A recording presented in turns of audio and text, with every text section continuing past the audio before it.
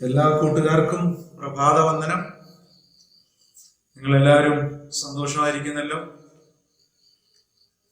നമ്മുടെ online Sunday സ്കൂളിലെ 11ാം ക്ലാസ്സിലെ 22ാമത്തെ ചാപ്റ്ററാണ് നമ്മൾ പഠിക്കുവാനായിട്ട് പോകുന്നത്. 11ാം ക്ലാസ്സിൽ നമ്മൾ സഭയെക്കുറിച്ചാണ് പഠിക്കുന്നത്. സഭയെക്കുറിച്ച് പഠിക്കുമ്പോൾ അത്യാവശ്യം നമ്മൾ അറിഞ്ഞിരിക്കേണ്ട അതിപ്രധാനമായ കാര്യമാണ് നമ്മൾ 20 മുതലുള്ള ചാപ്റ്ററുകളിൽ പഠിക്കുന്നത്. അടിസ്ഥാന ഉപദേശങ്ങളാണ് നമ്മൾ പഠിക്കുന്നത്. കഴിഞ്ഞ ക്ലാസ്സിൽ പുതിയ നിയമസഭയിലെ അടിസ്ഥാന വേദ ഉപദേശങ്ങൾ ഏതൊക്കെയാണ് എന്നുള്ളത് നമ്മൾ പഠിച്ചു. അത് നിങ്ങൾ മനപ്പാഠം പഠിക്കണമെന്ന് ഓർപ്പിച്ചിരുന്നു. കൂട്ടുകാരെല്ലാം അത് മനപ്പാഠം പഠിച്ചോ? നമുക്ക് അതൊന്ന് ഓർക്കാനായിട്ട് തയ്യാറാകാം. ഏതൊക്കെയാണ് പുതിയ നിയമസഭയുടെ അടിസ്ഥാന വേദോപദേശങ്ങൾ? 7 മാനസാന്തരം, സ്നാനം, പരിശുദ്ധാത്മദാനം, വേർപാട്, അപ്പോസ്തോലിക ഉപദേശവും കൂട്ടായ്മയും, അപ്പം നുറുക്ക്, പ്രാർത്ഥന. ഈ 7 ഉപദേശങ്ങളാണ് പുതിയ നിയമസഭയുടെ അടിസ്ഥാന ഉപദേശങ്ങളായി കണക്കാക്കുന്നത്. അതിൽ നമ്മൾ മാനസാന്തരത്തെ കുറിച്ച് കഴിഞ്ഞ ക്ലാസ്സിൽ പഠിക്കുവാനായിട്ട് ഇടയായി തീർന്നു. ഇന്ന് നമ്മൾ പഠിക്കുവാനായിട്ട് പോകുന്നത് ക്രിസ്തീയ സ്നാനത്തെ കുറിച്ചാണ്. കൂട്ടുകാരിൽ മിക്കവാറും കൂട്ടുകാരൊക്കെ സ്നാനപ്പെട്ടവരാണ് അല്ലേ? സ്നാനപ്പെടാനുള്ള കൂട്ടുകാരും ഈ ക്ലാസ്സിൽ പഠിക്കുന്നുണ്ട്.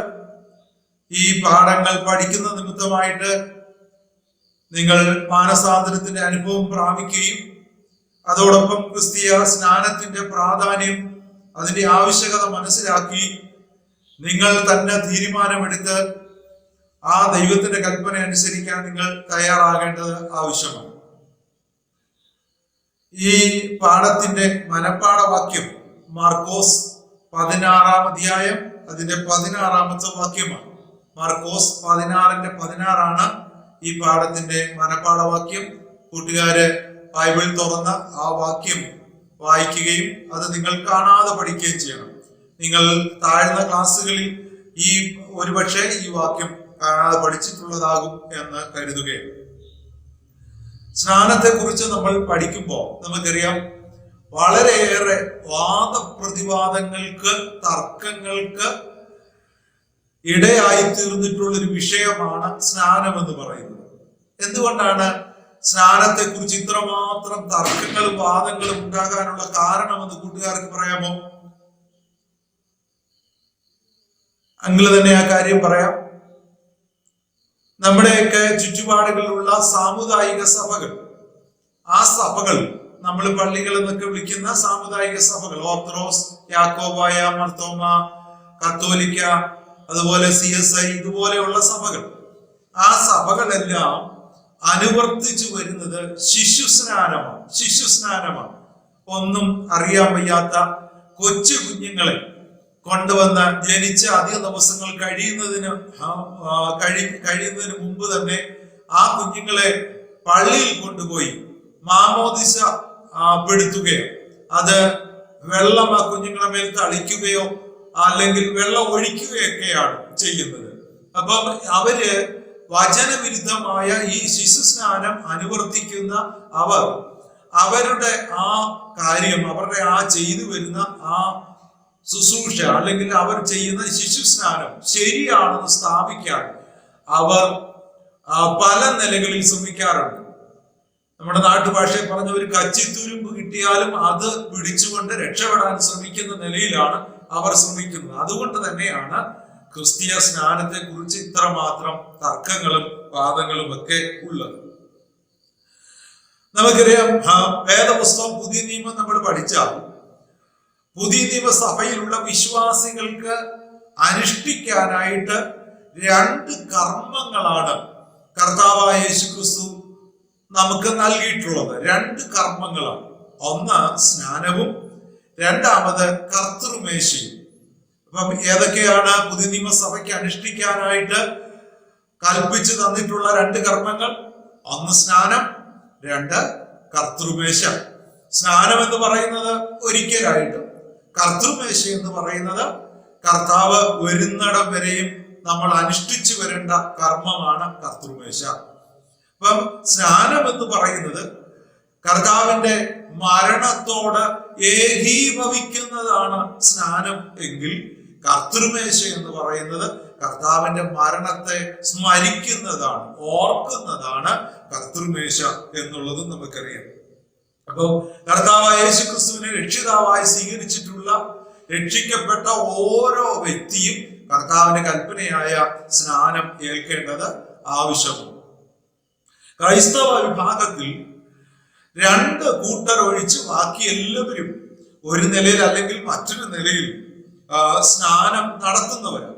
എന്നാൽ സ്നാനം നടത്താത്ത രണ്ട് കൂട്ടരാണ്. ഒന്ന് കൊയ്ക്കേഴ്സ് എന്ന് പറയുന്ന ഒരു വിഭാഗം ആൾക്കാരും, മറ്റൊന്ന് രക്ഷാസൈന്യം എന്ന് പറയുന്ന ഒരു സഭാവിഭാഗവുമാണ്. ഈ രണ്ട് കൂട്ടരൊഴിച്ച് ബാക്കി എല്ലാവരും ഏതെങ്കിലും നിലയിൽ സ്നാനം നടത്തുന്നവരാണ്. ഇനി നമുക്ക് ഈ സ്നാനത്തെ കുറിച്ച് പഠിക്കുമ്പോൾ ആ സ്നാനത്തിന്റെ ആശയം നമുക്ക് മനസ്സിലാക്കാനും, മുഴുകൽ സ്നാനം അല്ലെങ്കിൽ പുതിയ നിയമം വെളിപ്പെടുത്തുന്ന വിശ്വസിച്ച് ഉള്ള ആ സ്നാനത്തെ എതിർക്കുന്ന ശിശു സ്നാനവാദികൾ അവരുടെ വാദം തെറ്റാണെന്ന് മനസ്സിലാക്കാനും ഇടയാകുന്നതിന് വേണ്ടി നമുക്ക് സ്നാനത്തെ വേണ്ടി അല്ലെങ്കിൽ വെള്ളവുമായി ബന്ധപ്പെട്ട് ഉപയോഗിച്ചിരിക്കുന്ന എബ്രായ ഗ്രീക്ക് ഭാഷയിൽ ഉപയോഗിച്ചിരിക്കുന്ന ചില പദങ്ങളും അതിന്റെ അർത്ഥങ്ങളും നമുക്ക് പരിശോധിക്കാം. കൂട്ടുകാർ താഴ്ന്ന ക്ലാസ്സിൽ പഠിച്ചപ്പോൾ വെള്ളത്തിന്റെ ഉപയോഗങ്ങളെ കുറിച്ച് പഠിച്ചിട്ടുണ്ട് അല്ലേ? അപ്പം ആ വെള്ളത്തിന്റെ ഉപയോഗങ്ങളെ കുറിക്കുന്ന ഗ്രീക്ക് അല്ലെങ്കിൽ എബ്രായ ഭാഷയിലെ പദങ്ങൾ എന്തൊക്കെയാണ് എന്നുള്ളത് നമുക്ക് തുടർന്ന് നോക്കാം. നമുക്കറിയാം, വെള്ളം കൊണ്ട് ഉപയോഗിക്കുന്നതിൽ ഒന്നാമത്തെ അതിന്റെ ഉപയോഗം എന്ന് പറയുന്നത് കഴുകുക എന്നാണ്. കഴുകുക, അതിന് ഗ്രീക്കിൽ ഉപയോഗിച്ചിരിക്കുന്ന പദം എന്ന് പറയുന്നത് നിപ്റ്റോ എന്നുള്ള പദമാണ്. നിപ്റ്റോ എന്നുള്ള പദമാണ് കഴുകുക എന്നതിന് ഗ്രീക്ക് ഭാഷയിൽ ഉപയോഗിച്ചിരിക്കുന്ന പദം. രണ്ടാമത് വെള്ളത്തിന്റെ ഉപയോഗം എന്ന് പറയുന്നത് കുളിക്കുക, കുളിക്കാൻ വേണ്ടിയാണ്. അപ്പൊ കുളിക്കുക എന്നതിന് ഗ്രീക്ക് ഭാഷയിൽ ഉപയോഗിച്ചിരിക്കുന്ന പദം ലൂവോ എന്നുള്ള പദമാണ്. ലൂവോ എന്നുള്ള പദമാണ് കുളിക്കുക എന്നതിന് ഗ്രീക്ക് ഭാഷയിൽ ഉപയോഗിച്ചിരിക്കുന്നത്. ഇനി തളിക്കുക, തളിക്കുക എന്നതിന് ഗ്രീക്ക് ഭാഷയിൽ ഉപയോഗിച്ചിരിക്കുന്ന പദം റാൻഡിസോ എന്നുള്ള പദമാണ്. റാൻഡിസോ എന്നുള്ള പദമാണ്. അപ്പൊ ഈ റാൻഡിസോ എന്ന പദം പിൽക്കാലത്ത് റെയ്നോ എന്നായി തീർന്നു. റെയ്നോ എന്നായി തീർന്നു. അപ്പം ഈ റെയ്നോ എന്ന പദത്തിൽ നിന്നാണ് ഇംഗ്ലീഷിൽ റെയിൻ എന്നുള്ള പദം ഉണ്ടായത്. റെയിൻ, റെയിൻ എന്ന് പറഞ്ഞാൽ കൂട്ടുകാർക്കറിയാം മഴ. മഴ മേളിൽ നിന്ന് വെള്ളം ഇങ്ങനെ തളിക്കുന്ന രീതിയിൽ വീഴുകയാണ്. അപ്പൊ അതിനാണ് റെയിൻ എന്ന് പറയുന്നത്. അപ്പൊ റെയ്നോ എന്ന ഗ്രീക്ക് പദത്തിൽ നിന്നാണ് റെയിൻ എന്ന പദം ഉണ്ടായത് എന്ന് നമുക്ക് മനസ്സിലാക്കാം. തളിക്കൽ എന്നതിന് റാൻഡിസ്മോസ് എന്നുള്ള പദവും ഉപയോഗിക്കുന്നുണ്ട്. ഇനി പകരുക, ഒന്നിൽ നിന്ന് മറ്റൊന്നിലേക്ക് പകരുക, അതിനുള്ള പദം എക്കയോ എന്നുള്ള പദമാണ്. എക്കയോ എന്നുള്ള പദമാണ് അതിന് ഉപയോഗിച്ചിരിക്കുന്നത്. ഇനി മുക്കുക അല്ലെങ്കിൽ മുങ്ങുക, മുക്കുക അല്ലെങ്കിൽ മുങ്ങുക എന്നതിന് ബാപ്റ്റിസോ എന്നുള്ള പദമാണ് ഉപയോഗിച്ചിരിക്കുന്നത്. ബാപ്റ്റിസോ എന്നുള്ള പദമാണ്. ബാപ്റ്റോ എന്നുള്ള ഒരു ആ ധാതുവിൽ നിന്നാണ് ബാപ്റ്റിസോ എന്നുള്ള പദം ഉണ്ടായത്. അപ്പം ഇവിടെ നമ്മൾ ജലത്തിന്റെ ഉപയോഗവുമായി ബന്ധപ്പെട്ട് ഗ്രീക്കിൽ ഉപയോഗിച്ചിരിക്കുന്ന ചില പദങ്ങളാണ് നമ്മൾ കണ്ടത്. ഇതിൽ നിന്ന് ക്രിസ്തീയ സ്നാനത്തിന് ഉപയോഗിച്ചിരിക്കുന്ന പദം നമ്മൾ അവസാനം പഠിച്ച പദമാണ് ബാപ്റ്റിസോ എന്നുള്ള പദമാണ്. ബാപ്റ്റോ, ബാപ്റ്റിസ്മ എന്നിങ്ങനെയുള്ള പദമാണ് സ്നാനവുമായി ബന്ധപ്പെട്ട് ഉപയോഗിച്ചിട്ടുള്ളത്. അപ്പൊ മറ്റു പദങ്ങളൊന്നും സ്നാനത്തെ കുറിക്കാനായിട്ട് ബൈബിളിൽ ഉപയോഗിച്ചിട്ടില്ല. അപ്പം ഇതിൽ നിന്ന് തന്നെ നമുക്ക് വ്യക്തമാകും സ്നാനം എന്ന് പറഞ്ഞാൽ മുങ്ങുകയാണ് അല്ലെങ്കിൽ മുക്കുകയാണ് എന്നുള്ളത് നമുക്ക് മനസ്സിലാക്കാനായിട്ട് കഴിയും. അപ്പം ഇതിന് വ്യത്യസ്തമായ അർത്ഥങ്ങളൊന്നും സ്നാനത്തിന് ഇല്ല എന്ന് നമുക്കറിയാം. ഇനി വേദപുസ്തകത്തിന്റെ സുറിയാനി ഭാഷയിൽ നിന്ന് മലയാളത്തിലേക്ക് തർജിമ ചെയ്ത ബൈബിളിൽ മാമോദിസ മുങ്ങി, മാമോദിസ മുങ്ങിയവരായ, മാമോദിസ മുക്കുക എന്നുള്ള പദങ്ങളാണ് ഉപയോഗിച്ചിരിക്കുന്നത്. അപ്പം സുറിയാനി ഭാഷയിൽ നിന്ന് മലയാള ഭാഷയിലേക്ക് തർജിമ ചെയ്ത ബൈബിളിലും മാമോദിസ മുങ്ങി, മുങ്ങിയവരായ, മുക്കുക എന്നൊക്കെയുള്ള പദമാണ് ഉപയോഗിച്ചിരിക്കുന്നതെന്ന് നമുക്കറിയാം. അപ്പം ഹൂദായ കനോൻ എന്ന് പറയുന്ന സുറിയാനി ക്രൈസ്തവർ എന്ന് പറയുന്നവരുടെ ആധികാരിക ഗ്രന്ഥത്തിൽ മാമോദിസയുടെ വിവരണം വായിച്ചാൽ വെള്ളത്തിൽ മുങ്ങുക എന്നതാണ് സ്നാനം എന്നുള്ളത് വളരെ വ്യക്തമാണ്. അപ്പം കൂട്ടുകാർ മനസ്സിലായല്ലോ സ്നാനത്തെ കുറിച്ചുള്ള ആ ആശയം, അതിന്റെ ഭാഷാപരമായ അർത്ഥവ്യാപ്തി എന്താണെന്ന് കൂട്ടുകാർ മനസ്സിലാക്കി. ഇനി നമുക്ക് പെട്ടെന്ന് നോക്കാം സ്നാനം എന്നാൽ എന്താണ്, സ്നാനം എന്നാൽ എന്താണെന്ന് നമുക്ക് പെട്ടെന്ന് നോക്കാം.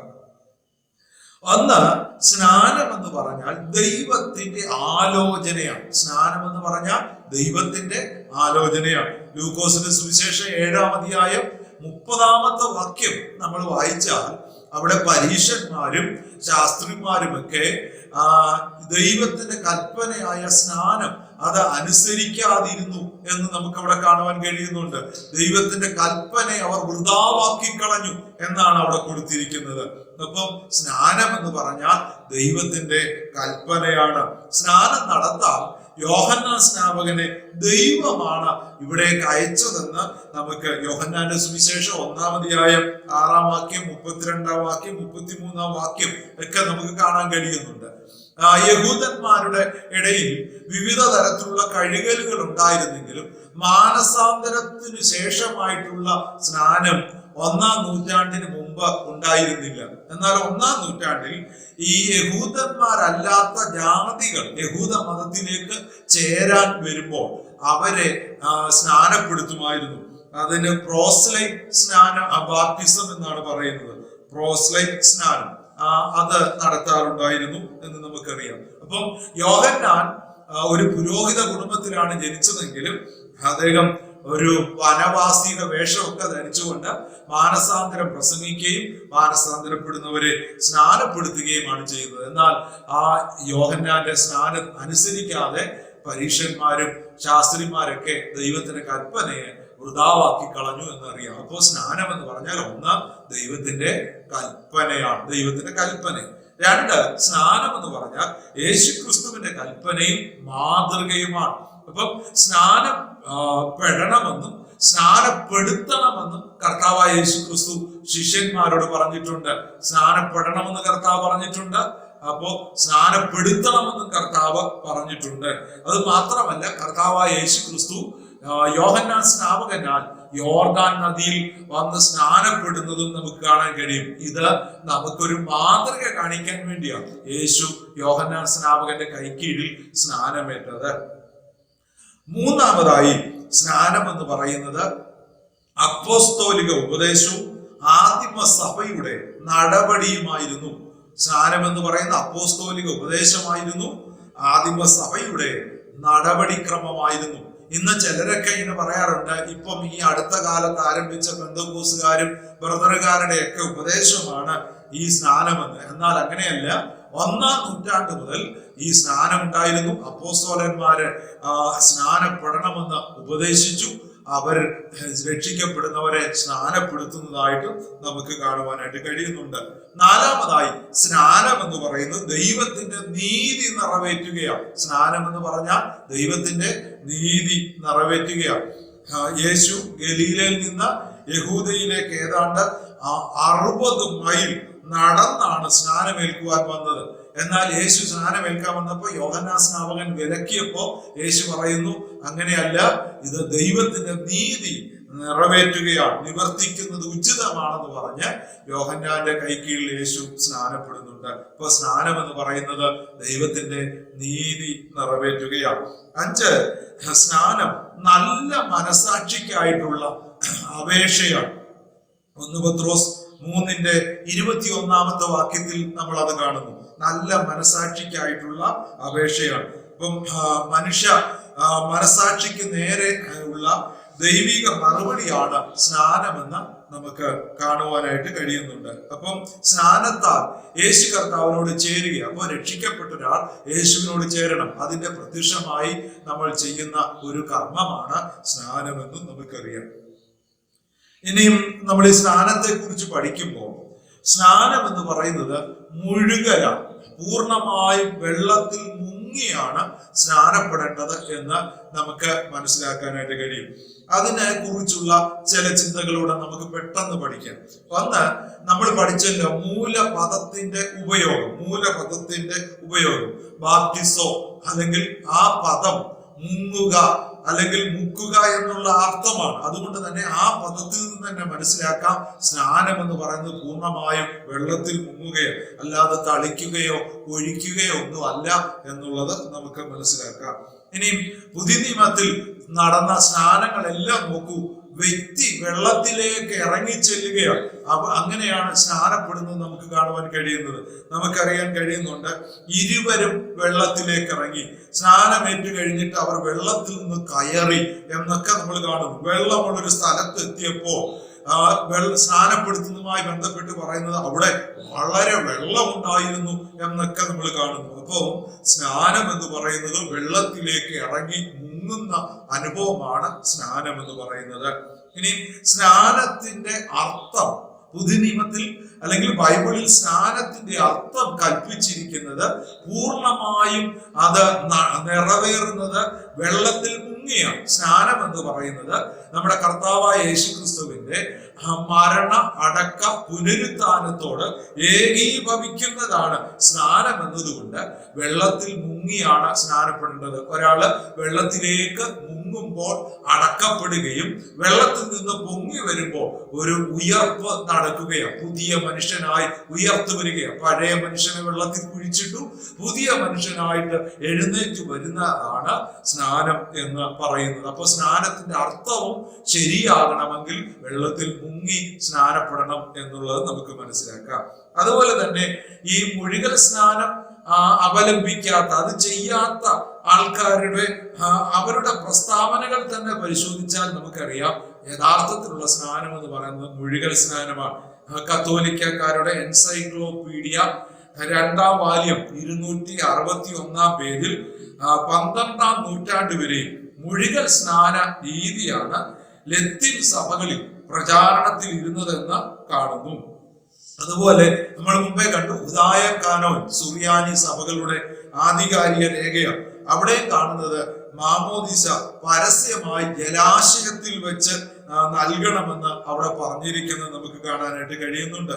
അതുപോലെ തന്നെ യോഹന്നാൻ മർത്താമ മെത്രാപ്പോലിത്തയുടെ ഒരു ഗ്രന്ഥം, ആ ഗ്രന്ഥത്തിന്റെ 48 മുതൽ 52 വരെയുള്ള പേജുകളിലും വിശ്വസിക്കുന്ന പ്രായമുള്ളവരെയാണ് സ്നാനപ്പെടുത്തേണ്ടത്, വെള്ളത്തിൽ മുക്കി സ്നാനപ്പെടുത്തേണ്ടതെന്ന് പറഞ്ഞിരിക്കുന്നു. അപ്പൊ ഇതിൽ നിന്നെല്ലാം നമുക്ക് ഒരു കാര്യം മനസ്സിലാകാം, വിശ്വസിക്കാൻ പ്രായമായ അവർ വിശ്വസിച്ചിട്ട് അവര് വെള്ളത്തിൽ മുങ്ങിയാണ് സ്നാനപ്പെടേണ്ടതെന്ന് നമുക്ക് മനസ്സിലാക്കാം.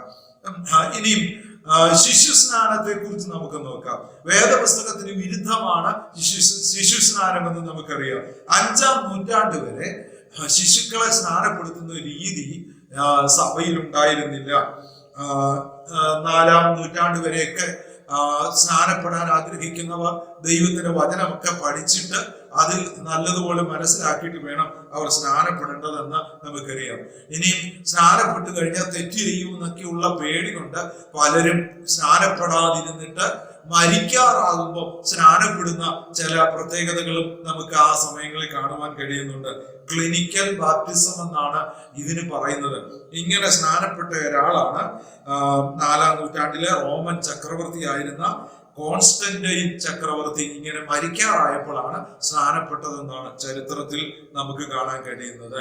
അപ്പം 4ാം നൂറ്റാണ്ട് വരെ ശിശു സ്നാനം ഉണ്ടായിരുന്നില്ല എന്നുള്ളത് നമുക്ക് ഇതിൽ നിന്ന് മനസ്സിലാക്കാം.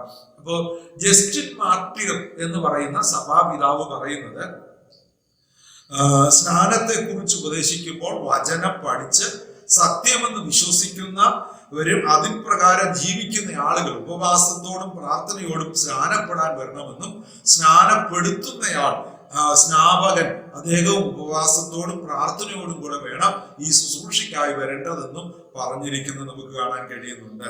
എന്നാൽ 5-ാം നൂറ്റാണ്ടായപ്പോഴത്തേക്ക് സഭയിൽ കടന്നു വന്നൊരു ചിന്തയാണ് സ്നാനത്താൽ പാപമോചനം ലഭിക്കുന്നു, അതുപോലെ തന്നെ സ്നാനപ്പെടാതെ കുഞ്ഞുങ്ങൾ മരിച്ചു പോയാൽ അവർ സ്വർഗത്തിൽ പോകത്തില്ല.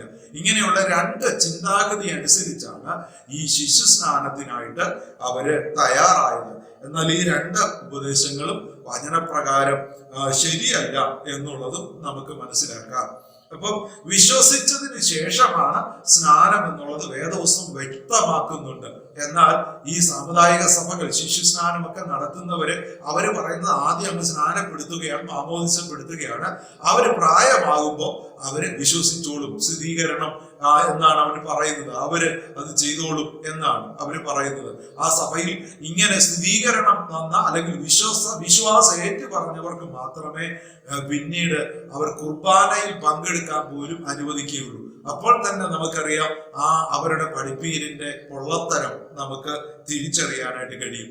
അതുകൊണ്ട് വേദപുസ്തകം പറയുന്ന സ്നാനം എങ്ങനെയായിരിക്കണം? പിതാവിന്റെയും പുത്രന്റെയും പരിശുദ്ധാത്മാവിന്റെയും നാമത്തിലായിരിക്കണം സ്നാനമെന്നും വേദപുസ്തകത്തിൽ നമുക്ക് കാണാൻ കഴിയുന്നുണ്ട്. അപ്പൊ സ്നാനം എന്ന് പറയുന്നത് ദൈവത്തിന്റെ കൽപ്പനയാണ്. അപ്പൊ കർത്താവിനെ സ്നേഹിക്കുന്നു എന്ന് പറയുന്നവർ അവന്റെ കൽപ്പനകൾ അനുസരിക്കേണ്ടവരാണ്. അതുകൊണ്ട് കൂട്ടുകാരെ, നിങ്ങൾ സ്നാനപ്പെടാത്ത കൂട്ടുകാർ ഈ സൺഡേ സ്കൂളിൽ പഠിക്കുന്നെങ്കിൽ നിങ്ങൾ കർത്താവിനെ സ്നേഹിക്കുന്നവരാണെങ്കിൽ ആ സ്നേഹിക്കുന്നവർ അവരുടെ കൽപ്പനകൾ അനുസരിക്കണം. അപ്പൊ കർത്താവിന്റെ കൽപ്പനകൾ അനുസരിച്ചവർ മാത്രമേ കർത്താവിനെ സ്നേഹിക്കുന്നുള്ളൂ. അങ്ങനെയുള്ളവർക്ക് മാത്രമേ കർത്താവിന്റെ ഇഷ്ടം ചെയ്യാൻ കഴിയത്തുള്ളൂ, കർത്താവിന്റെ വരവിങ്കൽ കർത്താവിന്റെ സന്നിധിയിൽ എടുക്കപ്പെടാൻ കഴിയത്തുള്ളൂ. അതുകൊണ്ട് കർത്താവിന്റെ കൽപ്പനകൾ അനുസരിക്കുവാൻ നിങ്ങൾ തയ്യാറാകുക.